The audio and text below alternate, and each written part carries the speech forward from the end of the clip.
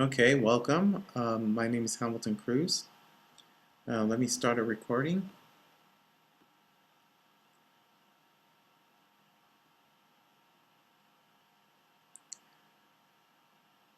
All right, this is the math for our math competency. And we're going to start with a quick tech overview just so everyone know that everyone's hearing me and we can communicate well. So just so you know, right here in the upper left-hand corner, here's our names, the people that are attending this conference. You'll see your name. If your name doesn't have a slash across it, that means your microphone is enabled. If you want to phone, then you want to come over here. There should be switch to microphone. Then when you switch to microphone, get a mute option and you can go ahead and your microphone that way. On the lower left hand corner, you'll see a chat box. And so if you want to chat, you can just kind of type your name in there and type whatever you'd like to see.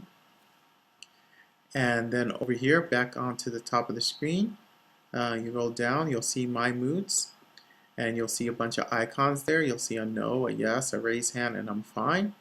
So just so I know that you're hearing me, can you go ahead and click on the yes, and let's see if you guys are hearing me. Okay, good. And can you try the My Mood up on the upper top of the browser there? So you'll see up there along the top, and you'll see like a thumbs up and a My Mood. And if you kind of bring your cursor to the My Mood, you'll see like 4 icons there. And if you can just on the one that says yes, so I know those are functioning correctly.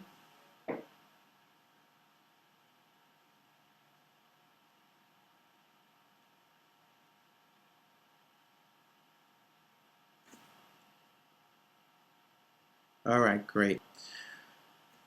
All right, so I think I'd like to start with a puzzle. And you'll see here, this is our icebreaker. And you'll see some letters here, and then it kind of breaks up into a kind of a grid. So see if you can figure that out. We'll just take 30 seconds or so, or a minute.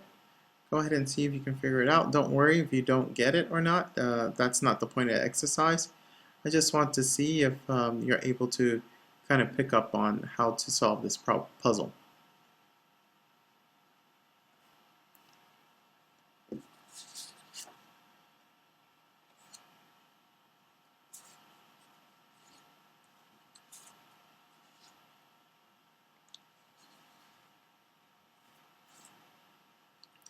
If you think you get it, you can go ahead and chat me early. If not, we'll go ahead and do it together.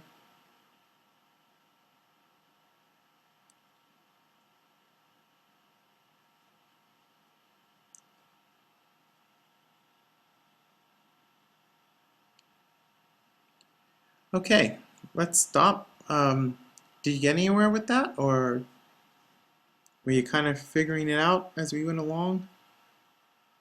Just go ahead and you can give me a thumbs up or a thumbs down, or you can just write something in the chat. Let me know what's going on. Okay, great.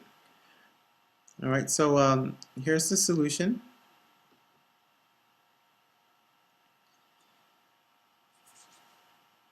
Now, we took a minute to figure this out, and the reason for this exercise is so that you can get an idea of temporal sequencing order, one skill that researchers claim is improved by studying mathematics.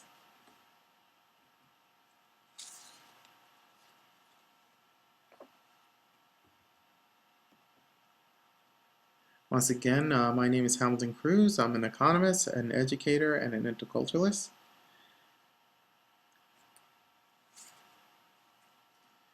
And now I know that some of you might be curious on why we're taking time out of this course to focus on mathematics. I mean, this is a math course. I mean, this is an economics course, and it's kind of, I guess you would kind of be interested on why we would focus on mathematics at this time.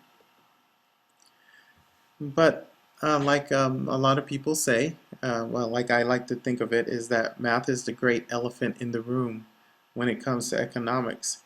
You cannot really be, or you cannot really consider yourself a professional economist without some serious math skills.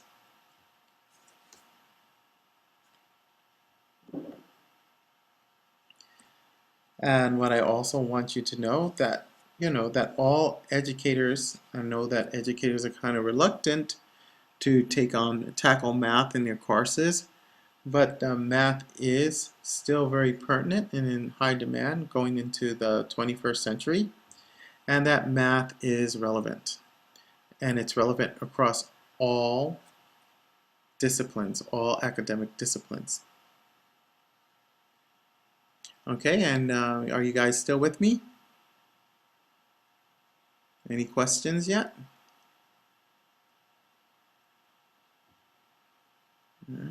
All right. I'm going to take that as a yes, and I'm going to move on. Okay, no, okay.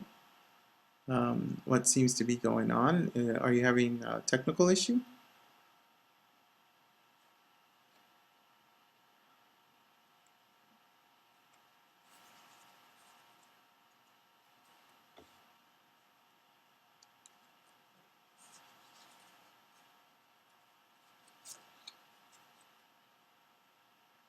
Okay, no questions at this time. Okay, great.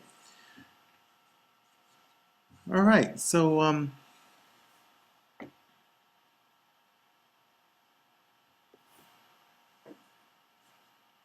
have a quick poll for you, and I'm going to go ahead and start it here.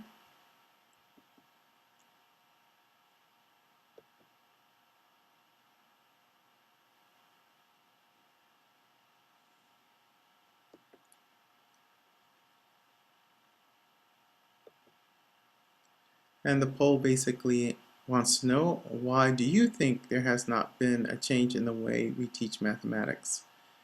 And you can pick one of those reasons, or if you think it's something else, go ahead and pick other.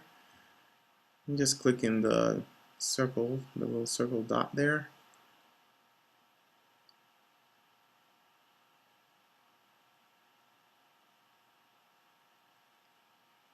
All right, good. Looks like we have an answer. Educators need more skill and training. Yes, absolutely, they do. That is one of the reasons why we're needing to rethink how we have taught mathematics in the past.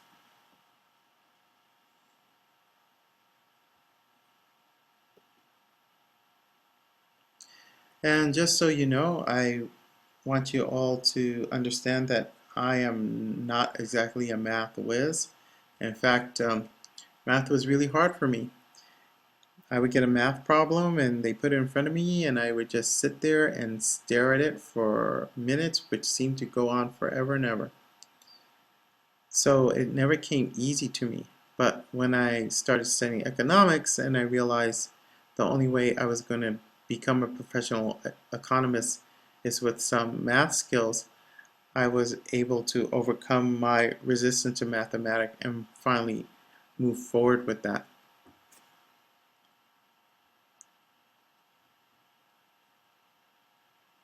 So Scott Laidlaw is a math teacher from the land of enchantment here in New Mexico. He made a documentary that explores this topic. So let me go ahead, see if I can set this up for you. Give me a moment.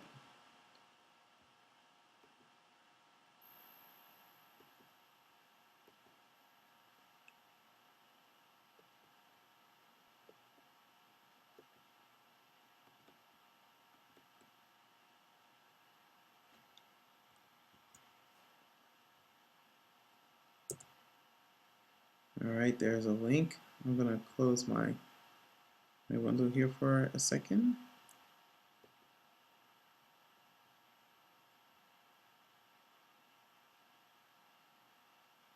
see if we can change our screen here.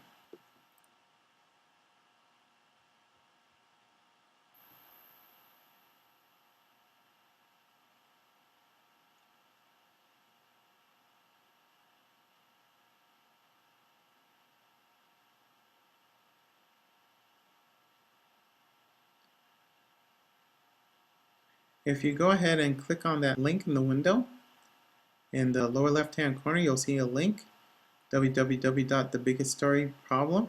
Go ahead and click on that link, and that should open you up to a window. And when you get to that window, you'll see the biggest problem story. And just go ahead and click on that video, and you'll see like a 4-minute short on this documentary by Scott Laidlaw.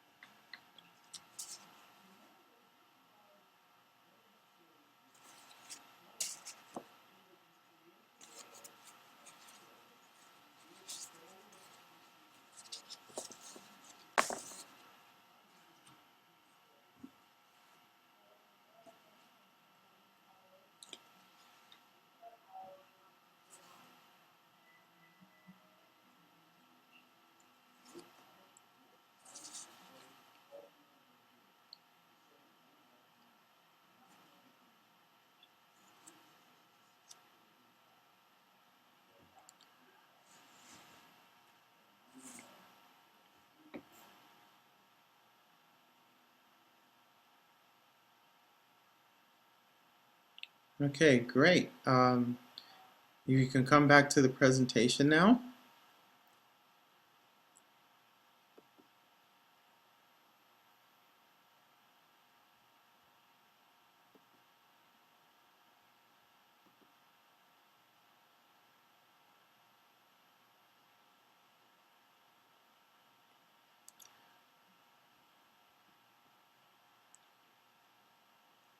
So, what I wanted to get across by that short video is to get everyone to understand that math is still relevant across disciplines, and we can improve our math competency through incorporating various techniques.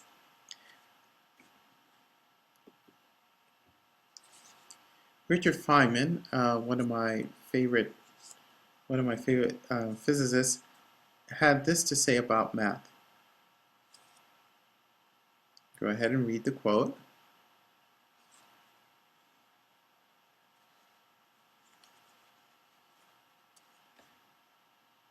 Richard Feynman felt that math was nature's language, that we understand nature through the understanding of mathematics.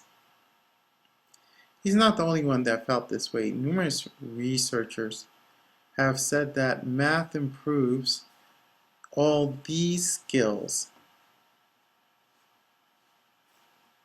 And as you see there, temporal sequencing ordering, which was connected to the puzzle that we did in the beginning of the presentation.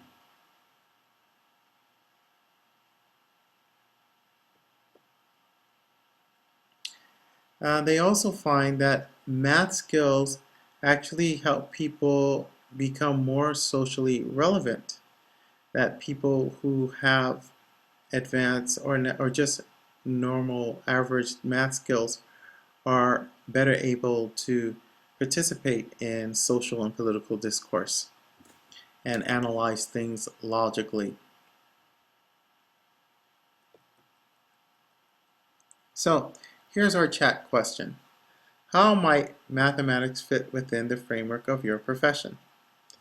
So I know most of you are teachers, and I know that a lot of you probably aren't math teachers, you teach other subjects.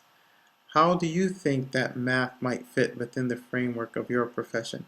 Go ahead in the lower left-hand corner, kind of give me an idea of how you think it would fit your professional framework.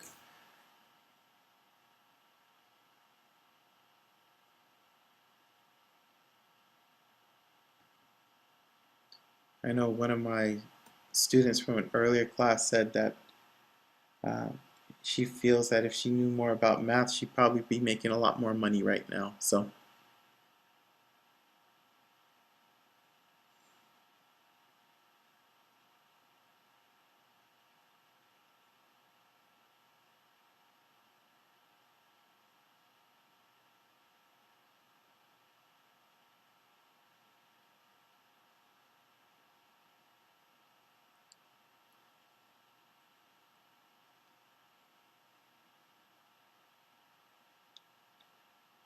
okay, I guess if Rob is still there, maybe he might have some idea how mathematics fits within his framework. I think you do, you're a trainer. Um, do you do kinds of measurements and things like that? Okay, right. Yeah, it can help with bookkeeping with your business. Um, yeah, absolutely. Definitely a good skill, and probably helps you with analyzing the people that you're training, things like that. I'm sure that there's, to some extent, mathematics plays a role in that.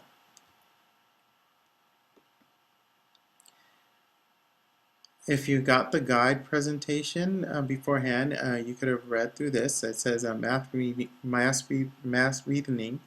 This is by Dan Meyer. He did a TED Talk, um, and he talked about his experiences in the New York public schools and how he works with children who are remedial and have no math skills, but by the time he's done with them, they're feeling much more confident about their mathematic ability. And he brought up quite a few things, things that we'll discuss here. For instance, making the problems connected to the real world. Instead of having some esoteric problem that students can't really figure out, they can use that they can use their understanding of the real world to study mathematics. For example, like this first question here, how much does Domino charge for pizza? Or the second one, in basketball, should you ever foul at the buzzer? And with the NBA playoffs going on, I'm sure people are curious about that. If you have math skills, you can actually come up with a pretty good probability of whether or not you should foul someone or not. I mean, if you know that someone is a close to 80 to 90% free throw shooter, you definitely don't want to foul that guy. But if you know that there's another guy on the floor that he's a terrible foul shooter, it might be to your advantage to foul him. So bringing these kind of issues up and talking to them about students makes math real, and they can relate to these kind of issues when you introduce them to math problems. Another way we can do this is through subject integration. I'm an economist, so I might use this kind of a problem to work with someone who is trying to understand how to solve this situation. And if you read there, this is a travel problem. And usually I would have my students read the problem and I have them try to figure it out on their own for about 6 or 7 minutes.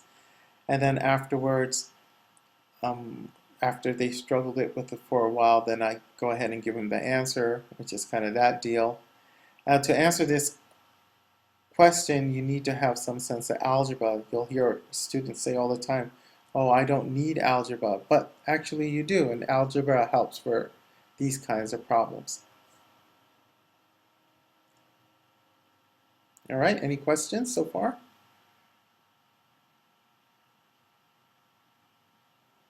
Yes, great questions, that's right. All right, so let's go on to the next slide. All right, we're going to do a short breakout section, and we're going to try to create a short lesson where we're kind of integrating math into our frame of reference, whatever that may be. What OC stands for? OC. Was that in the? Let me see that. Was that in the last slide? OC. Oh yeah. Total OC. Total out output and cost. I'm sorry, opportunity cost. OC means opportunity cost. Okay. The opportunity cost, and if you want to go back to that question right here, right, you'll see that the bus fare you would think is cheaper. It's only $200. The plane is much more expensive. But when you average in the amount of time that you're going to lose for work, so like if you're going by plane, we might assume that you'll probably miss probably a day of work. But if you're going by bus, you're going to lose at least 2 days of work. And so, and if we're saying you're working around minimum wage at $8, then actually the plane ticket in the long run ends up being cheaper because you're not losing money for work days. All right, let's go on. Yeah, so we're gonna try to integrate what we're talking about into your framework, your professional framework. So we're gonna go on, and oops, sorry, went a little too far there. I'm going to click here for group 1. Give me a moment. I'll go ahead and send you the URL there.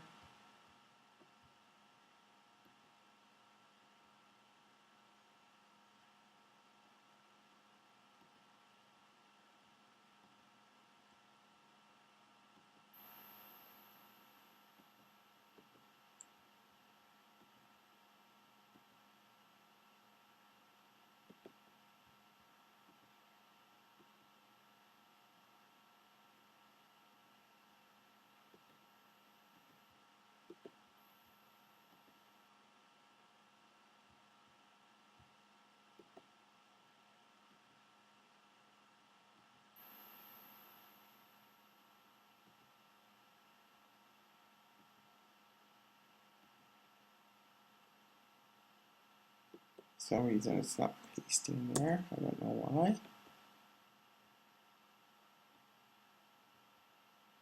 All right, there we go. All right, I'll just go ahead and send. All right, just click on that link. That should take you to our group collaboration.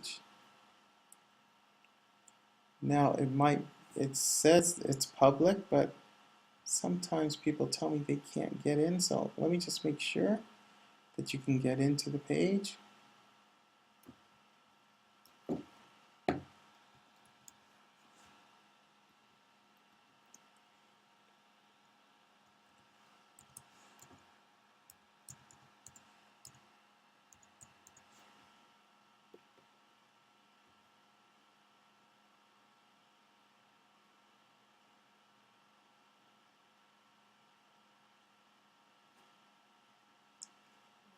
All right, so you should be seeing our group collaboration page now.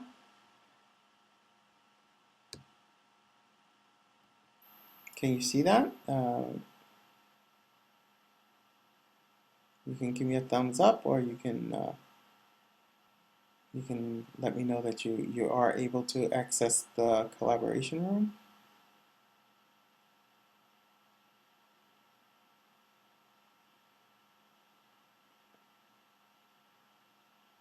Oh, I see. Looks like we lost Rob there.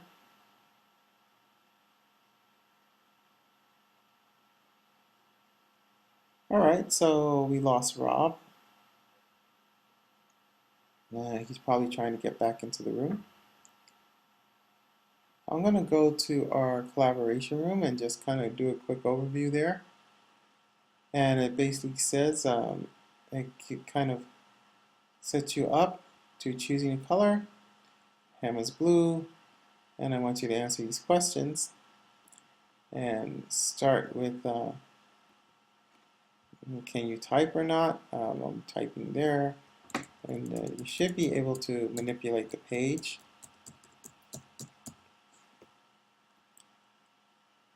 Hopefully it's open, so it's open to sharing. And first you want to start with subject matter, what your subject is and how you can relate it to math.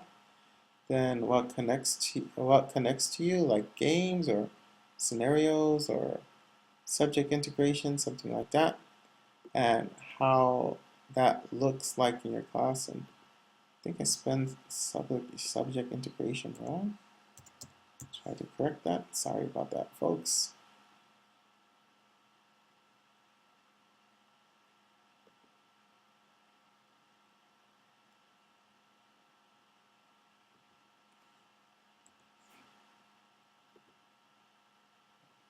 All right, great. Let's go back to our chat room. Let's go back to our webinar room.